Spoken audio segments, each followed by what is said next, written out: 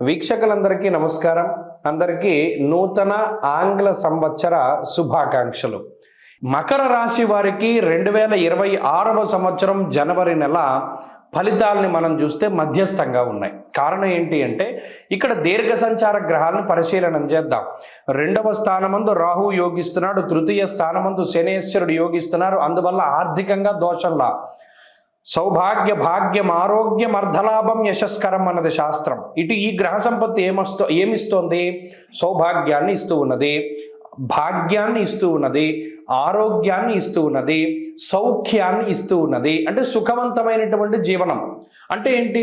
ఏదో బస్సులో వెళ్ళేటువంటి వాడు ఫ్లైట్ ఎక్కుతాడు, లేదు ఎప్పుడు ట్రైన్లో వెళ్ళేటువంటి వాడు స్లీపర్ క్లాస్లో వెళ్ళేటువంటి వాడు ఏసీ భోగి ఎక్కుతాడు, లేదు నడుచుకుంటూ వెళ్ళేవాడు బండి ఎక్కుతాడు అన్నట్టు. అంటే భోగాన్ని ఇస్తోంది ఈ గ్రహస్థితి. గురుబలం తక్కువగా ఉన్నది. సరే, ఈ దీర్ఘ సంచార గ్రహాల నుండి పక్కన పెడితే పంచగ్రహ కూటమి అనేటువంటిది మకర రాశిలో సంభవిస్తూ ఉన్నది. మరి ఈ పంచగ్రహ కూటమి వల్ల జనవరి నెలలో మకర రాశి వారికి ఏంటయ్యా అంటే శారీరక శ్రమ, దేహార్తి చిత్త సంతాప కాలాతిక్రమ భోజనం అన్నది శాస్త్రం. ఇక్కడ ఇందులో మంచి చెడు రెండు ఉన్నాయి. మీరు గమనించండి, గ్రహస్థితి వ్యతిరేకంగా ఉన్నప్పుడు దాన్ని పాజిటివ్గా మార్చుకోవాలంటే ఎప్పుడు మంత్రాలు తంత్రాలే కాదు, బుర్ర కూడా ఉపయోగించాలి. బ్రెయిన్ యూజ్ చేస్తే స్ట్రెయిన్ తగ్గుతుందండి అని చెప్పి ఓ మహానుభావుడు చెప్పాడు మనకి. ఇక్కడ దేహార్తి చిత్త సంతాప కాలాతిక్రమ భోజనం అన్నాడు. అంటే ఈ పంచగ్రహ కూటమిలో శరీరం శ్రమ పడిపోతుంది, కాలాన్ని అతిక్రమించి భోజనం చేస్తారు, ఆర్తి ఉంటుంది, అంటే ఇది కావాలి అనేటువంటి కోరిక ఉంటుంది అనుకున్నాను. సరే, దీన్ని మనం ఎలా పాజిటివ్గా మార్చుకుంటాం? ఇప్పుడు మనం ఏదైనా చాలా ఆనందదాయకమైన వాతావరణంలో ఉన్నాం, ఫ్రెండ్స్తో తిరుగుతున్నాం, 12ంటికి తినాల్సింది 3ంటికే తింటాం. అసలు 3ంటికి తినాల్సింది తినాం. పడుకోవాల్సిన టైంలో ఫోన్ బాగుంటాం. మీ ఫ్రెండ్స్తో మీరు పబ్జీ ఆడుకోవచ్చు, ఇంకోటి ఆడుకోవచ్చు, ఏదైనా చేయొచ్చు. అంటే అక్కడ ఏమవుతుంది? కాలాతిక్రమం అవుతూ ఉన్నది. పడుకోవాల్సిన టైంలో పడుకోవట్లా, మన బంధువులతో ఉండడం వల్ల రాత్రిపూట సరదా కబుర్లు చెప్పుకుంటూ నిద్ర 12ంటికి పోతున్నాం, 6ంటికి లేవాల్సిన 9ంటికి లేస్తున్నాం. అంటే ఇక్కడ పండగ వాతావరణంలోనే ఈ గ్రహస్థితి వెళ్ళిపోతుంది కాబట్టి సాధారణంగా అలాగే జరుగుతుంది. కాబట్టి ఇది పెద్ద దోషంగా భావించవలసిన పనిలా. ఇక్కడ ఇంకో ప్రధానమైన విషయం ఏంటంటే కుజుడు కూడా జన్మరాశి యందు ఉండడం. దీనివల్ల ఈ పంచగ్రహ కూటమిలో కొంత ఇబ్బంది ఏంటి అంటే దెబ్బలు తగులుతాయి. మరి దీన్ని ఎలా తప్పించుకోగలము అంటే నిదానంగా సాగుతూ ఉండాలి. సైకిల్ తొక్కేటప్పుడు, బండి నడిపేటప్పుడు, కారు నడిపేటప్పుడు కొంచెం జాగ్రత్తగా చూసుకుని ముందుకు వెళ్ళిపోతూ ఉంటే పరిస్థితులు బాగుంటాయి. ఇంకా ప్రధానమైనది తిండి కంట్రోల్. ఎలాగో కాలాతిక్రమ భోజనం అవుతోంది కదా, తిండి కంట్రోల్లో పెట్టుకుంటే ఈ అనారోగ్య సమస్యల బారిన పడరు. ఎందుకంటే ఇక్కడ అజీర్ణమయ సంతాప అన్నాడు. ఈ గ్రహస్థితి పంచగ్రహ కూటమి కేవలం ఉదర సంబంధమైన సమస్యలు లేదా తిండి వల్ల సంక్రమించేటువంటి రోగాల ద్వారానే వస్తూ ఉన్నది. తాగేటువంటి నీరు, తినేటువంటి భోజనాదులు కలుషితం అవ్వడానికి అవకాశం ఉంటుంది. వాటి నుండి మిమ్మల్ని మీరు కాపాడుకుంటూ ముందుకు వెళితే మకర రాశి వారికి అద్భుతమైన ఫలితాలు ఉన్నాయి. ఇక్కడ చూసారా, గ్రహస్థితి ప్రతికూలించినా దాన్ని పాజిటివ్గా మీరు మార్చుకున్నారు. అలాగే దైవికంగా కూడా కొన్ని చెయ్యాలి కదా.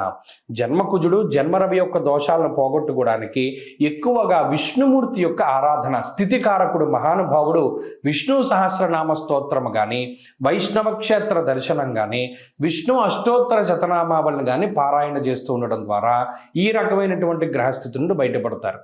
ఏకాదశి వ్రతాన్ని పాటించడం, ఈ నెలలో వచ్చేటువంటి 2 ఏకాదశుల్ని కూడా ఉపవాస దీక్షతోటి చేయగలిగితే కూడా ఈ గ్రహస్థితి పంచగ్రహ కూటమి మిమ్మల్ని ఏమీ చేయదు. ఈ కొత్త సంవత్సరంలో అందరికీ ఆయురారోగ్య ఐశ్వర్యాదులు కలగాలని, పరమేశ్వరుడి యొక్క అనుగ్రహం ఉండాలి అని, అలాగే ఈ సంవత్సరంలో ఏర్పడేటువంటి దేశారిష్ట యోగాలు, దుర్భిక్ష ఉల్కాపాతాలు లేదా మరేతరత్ర దోషాదుల వల్ల ప్రజలు ఏ రకంగానూ ఇబ్బంది పడకూడదు అని చెప్పి మనస్ఫూర్తిగా భగవంతుడిని మరొకసారి ప్రార్థిస్తూ నూతన సంవత్సరంలో, ఈ ఆంగ్ల సంవత్సరంలో మొట్టమొదటి నెల జనవరి నెలలో ఉండేటువంటి గ్రహస్థితిని మనం పరిశీలిద్దాం. ముఖ్యంగా ఈ నెలలోనే పంచగ్రహ కూటమి అనేటువంటిది సంభవించబోతూ ఉన్నది. దానికి సంబంధించినటువంటి ప్రభావాలను సైతం మనం విశ్లేషణ చేసుకుందాం. దానికన్నా ముందు సంక్రాంతి ఎప్పుడు చేసుకోవాలి అనేటువంటి దాని మీద కొంతమందికి సందిగ్ధత ఉన్నది.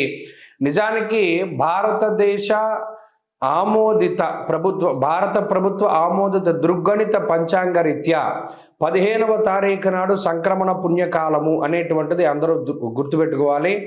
15వ తారీఖు నాడే రవి ధనురాశిని వదిలిపెట్టి మకర రాశిలోకి ఆయన యొక్క సంచారాన్ని ప్రారంభిస్తూ ఉత్తరాయణ పుణ్యకాలాన్ని ప్రారంభం చేస్తూ ఆయన యొక్క దిశ అంటే ఆయన ప్రయాణము ఉత్తరం దిక్కుగా ప్రారంభం చేస్తూ అది దేవతా కాలమానం ప్రకారం పగలు కాబట్టి ఆ రోజున సంక్రమణ పుణ్య రోజున చేసేటువంటి విశేషమైనటువంటి స్నానములు, దానములు, జపములు, తపములు వీటన్నిటికీ విశేషమైనటువంటి ఫలాన్ని ఆయన వసగుతూ ఉన్నారు. అది జనవరి 15వ తారీఖు.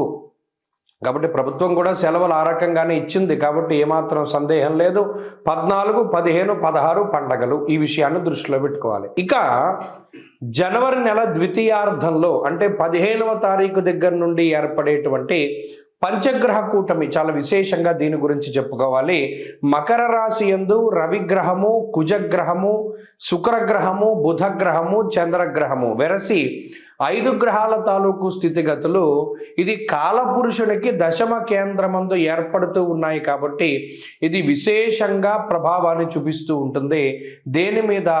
వృత్తి, ఉద్యోగ, వ్యాపార, వ్యవహార, వ్యవసాయాదులపైన దీని యొక్క ప్రభావం ఉండబోతూ ఉన్నది.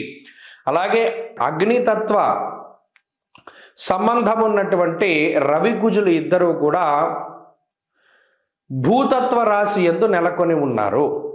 ఇక్కడ గమనించండి, ఇక్కడ మకరం భూతత్వ రాశి, ఆ రాశి యందు అగ్ని సంబంధమైన గ్రహాలు అంటే రవి కానీ కుజుడు కానీ ఉండడం వల్ల ఇది అకారణమైనటువంటి ఎండలను కూడా సూచిస్తుంది.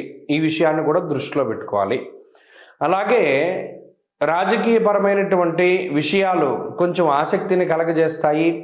భూ సంబంధమైనటువంటి లావాదేవీలు అవి కూడా కొంత వెనకబడుతూ ఉండేటువంటి విషయాలను మనం దృష్టిలో పెట్టుకోవాలి. ఏదైనా ఉద్యోగాదుల మీద ప్రభావంగా ఈ విషయం ఈ రవికుజులు అలాగే బుధ, శుక్రులు, చంద్రులు కలిసి ఉన్నటువంటి స్థితి ప్రధానంగా అది ప్రభావాన్ని చూపెడుతూ ఉంటుంది. కాబట్టి ఈ కూటమి, పంచగ్రహ కూటమి 12 రాశుల పైన ఏ విధమైన ప్రభావాన్ని చూపెడుతుంది అనేటువంటిది మనం క్లుప్తంగా తెలుసుకునేటువంటి ప్రయత్నం చేద్దాం.